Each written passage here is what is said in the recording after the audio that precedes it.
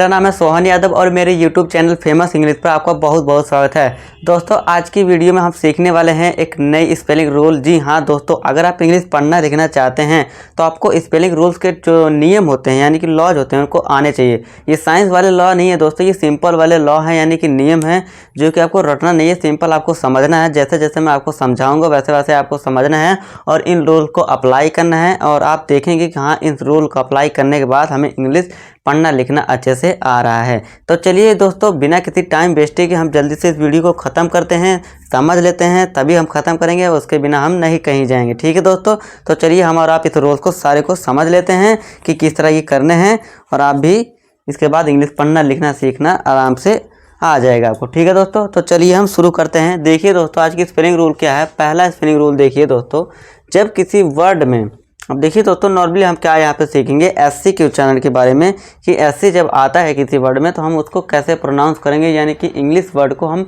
कैसे बोलेंगे, है ना। हमें डिफ़िकल्टी आती है कि एससी का उच्चारण क्या होगा, कई बार ये बीच में आ जाता है, कई बार आगे आ जाता है, तो इसको कैसे समझना है, कैसे बोलना है एससी के उच्चारण को। तो चलिए देखते हैं। तो पहला रूल क्या है, जब किसी वर्ड में एससी के बाद क्या है दोस्तों, एससी के बाद आपको दिख जाए EIY तो आपको ध्यान रखना है, जब भी आपको दोस्तों ये क्या दिख जाए EIY तो इसको क्या करना है, आपको स्टार लगा लेना है। तो आपको क्या करना है, वहाँ पे जब आ जाए तो आपको एससी का उच्चारण क्या करना है, सा करना है। देखिए दोस्तों, सा तो तीन टाइप्स का होता है, एक ये वाला सा हो गया अभी हम बात कर रहे हैं, और एक ये वाला सा होता है, ये षटकोण वाला सा, और एक ये सलजम वाला सा होता है। तो इन पर नहीं ध्यान देना, आपको ये वाले सा पे ध्यान देना है। ठीक है दोस्तों, तो इसके बाद क्या होगा, सा का एससी का उच्चारण क्या हो जाएगा, सा हो जाएगा। एग्जाम्पल देखिए, एससी आ गया, जी हाँ, और उसके बाद क्या है, ई है, जी हाँ दोस्तों, तो इसका क्या उच्चारण होगा, सेंट। हिंदी में देखिए मैंने लिख रखा है उसका उच्चारण कि किस तरह आपको प्रोनाउंस करना है, किस तरह प्रोनाउंसिएशन देना है, हिंदी में यहाँ मैंने लिख रखा है सेंट यानी कि सुगंध। फिर है नेक्स्ट दोस्तों हमारा शीन। अब यहाँ भी देखिए ई आ गया तो इसका भी क्या हो जाएगा, शीन हो जाएगा। यहाँ देखिए सा है, ठीक है दोस्तों, सा, और यहाँ भी सा। ठीक है दोस्तों, फिर नेक्स्ट है डिसेंड। अब ऐसी है तो इसका उच्चारण भी क्या हो जाएगी, सा हो जाएगा, तो इसे क्या पढ़ेंगे, डिसेंड यानी कि उतरना।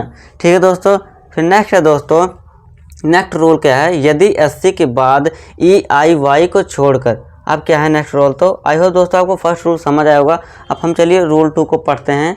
अब रूल 2 में क्या है, यदि एससी के बाद ई हो, आई हो या फिर वाई को छोड़कर, अब वहाँ तो था EIY को लेकर, अब यहाँ क्या है EIY को छोड़कर कोई भी लेटर आए तो एससी का उच्चारण अब क्या होगा, आधा सा और पूरा का हो जाएगा। ठीक है दोस्तों, आधा सा और ये का। ठीक है दोस्तों, ये ध्यान रखना है, आधा सा और का होगा। अब एग्जाम्पल से समझते हैं कैसे होगा। चलिए देखिए एग्जाम्पल, SC है, अब इसके बाद क्या है EIY कुछ नहीं है, तो नॉर्मली अब क्या हो जाएगा, इसका उच्चारण क्या हो जाएगा, आधा सा और पूरा का यानी कि स्कार। ठीक है दोस्तों, ये हो गया स्कार। फिर नेक्स्ट है स्केल, SC है तो इसका क्या हो जाएगा, स्केल। ठीक है दोस्तों, फिर नेक्स्ट है SC आ गया, इसके बाद कुछ नहीं है तो इसका क्या हो जाएगा, स्केयर। फिर है SC, इसको क्या पढ़ेंगे, स्कोर। फिर नेक्स्ट है स्कूल, SC। तो आपको ये रूल समझ आए होंगे फर्स्ट और सेकंड को। अब चलिए, अब जो बचे हैं उन रूल्स को भी हम पढ़ लेते हैं। चलिए दोस्तों, इस वीडियो को last but not the least rule इसको भी हम पढ़ लेते हैं। लास्ट रूल देखिए क्या है, जब किसी वर्ड के बीच में SC के बाद डबल वोवल यानी कि डबल वोवल, अब यहाँ वोवल देखिए दोस्तों मैंने आपको बता रखा है, चलिए फिर भी बता देता हूँ। देखिए दोस्तों, जो हमारी इंग्लिश लेटर्स हैं यानी इंग्लिश अल्फ़ाबेट्स हैं, वो इंग्लिश अल्फ़ाबेट्स हैं दोस्तों, वो कितने पार्ट्स में डिवाइड है दोस्तों, सॉरी दोस्तों ये थोड़ा बाइफरफिकेशन गलती से बन गया, गलत हो गया थोड़ा। चलिए इसको रब करके अच्छा से बना देते हैं।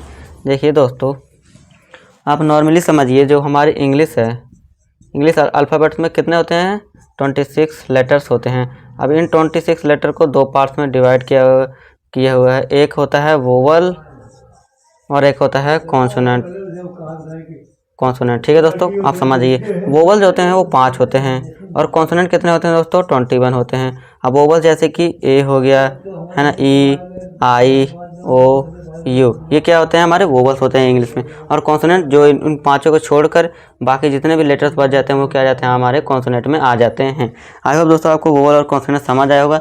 तो ये वोवल्स क्या होते हैं, अब देखिए आपको समझ आया होगा। आप पढ़िए, SC के बाद डबल वोवल IA आ जाए या फिर IE हो या फिर IO हो या फिर UO IO UU कुछ भी हो, डबल वोवल हो, तो वहाँ पे क्या करना है आपको, SC का उच्चारण सा यानी सलजम वाले सा से करना है।